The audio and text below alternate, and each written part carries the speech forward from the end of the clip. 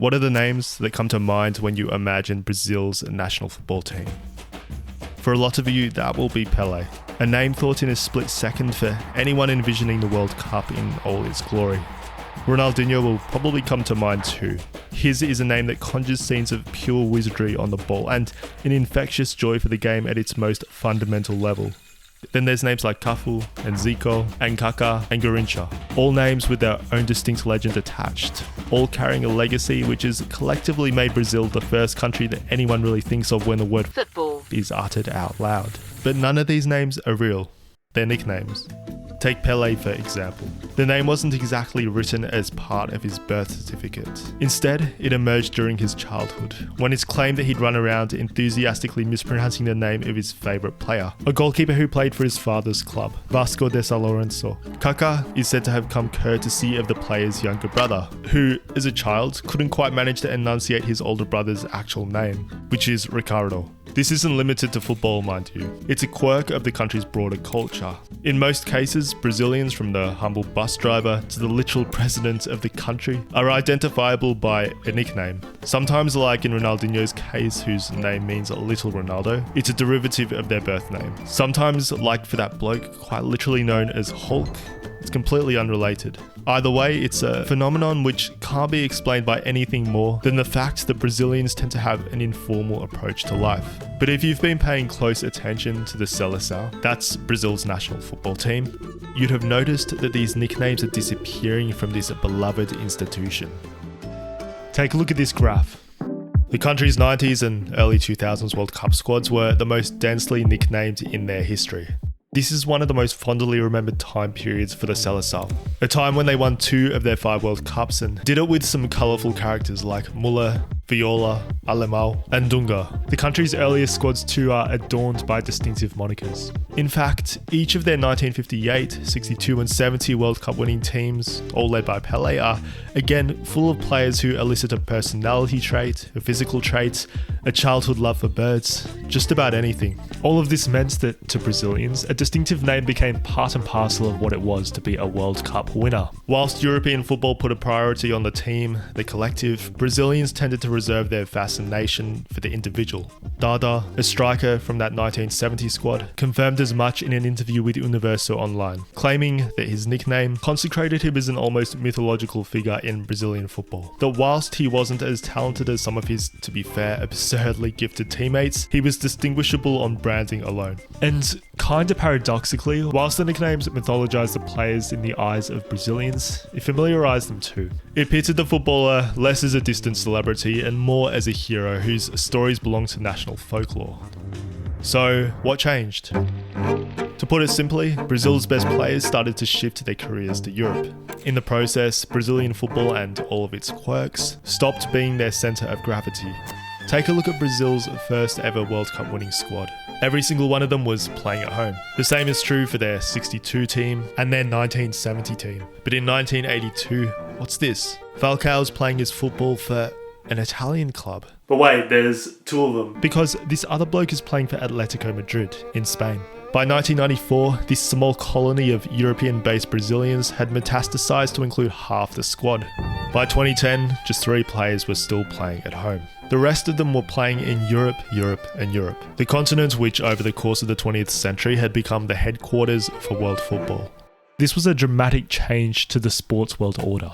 Because for much of the 20th century, the balance of power straddled the Atlantic between both Europe and South America. In the 1960s, if you, as a Brazilian footballer, wanted to make a serious career for yourself at home, you could do that. Clubs like Santos, Flamengo and Palmeiras were considered on par with, and at times honestly superior to, their European counterparts. The wealth of clubs like Manchester United and Real Madrid still meant that the best Europeans could demand higher sums of money for their efforts, but the difference was nowhere near as extreme as it would later become. The allure of a marginally higher pay packet for these Brazilians wasn't enough to counteract the benefit that was carving a career at home, in front of their home fans, for their hometown clubs who, again, were oftentimes playing the game at a higher level than the Europeans, and in a manner which was globally celebrated and mythologized.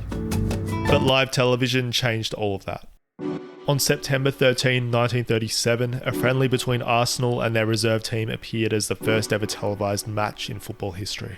But it wasn't until the 1980s, 50 years later, that television broadcasting was repurposed as a money printer for Europe's biggest football clubs, who, thanks to a series of broadcast deals designed to showcase regular live football in countries like England and Italy, were the benefactors to tens of millions in cash injected into the European game. The Brazilian game, meanwhile, was being siphoned of mass quantities of wealth in the form of extreme inflation.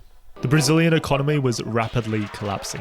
By the late 80s, the national currency had maintained only a small fraction of its value from the start of the decade. Suddenly, that minute difference in wealth that I mentioned, the difference that wasn't enough to motivate Brazil's best players to take a trip across the pond, well, it widened into a deep chasm. Forget about Europe's most powerful clubs. By the mid-80s, Brazilian football was competing against the stability of the European economy itself. Falcao, as you might remember, was the trailblazer, but his move was quickly followed by some other legendary names like Zico and Toninho in 1983 and Socrates in 1984. By the 90s, Brazil's economic freefall had been brought to a halt, but it was too late. That 80s explosion in live broadcasts had by this point turned Europe's biggest leagues and clubs into some absolute juggernauts. Now, the Seleção were just about at the peak of their powers during this period. Names like Romário, Ronaldo, Roberto Carlos and Cafu had carried Brazilian football to the apex of the sport once again, but unlike the legends that came before them, they did so before a relentless global audience. Week after week, millions watched them play in Europe's biggest leagues. In doing so, they confirmed to the world what a Brazilian footballer was meant to be.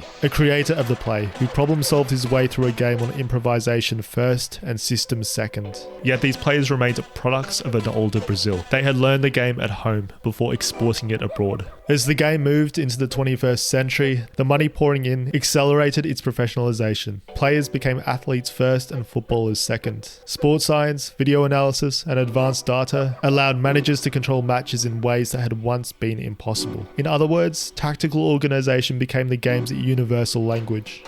In Brazil, this meant that young players were increasingly being developed for a marketplace searching for players that could play system football. Brazil's clubs, academies and agents recentered themselves on this new reality, shaping their players for the European game. But it wasn't just the skill set of the footballer that was changing.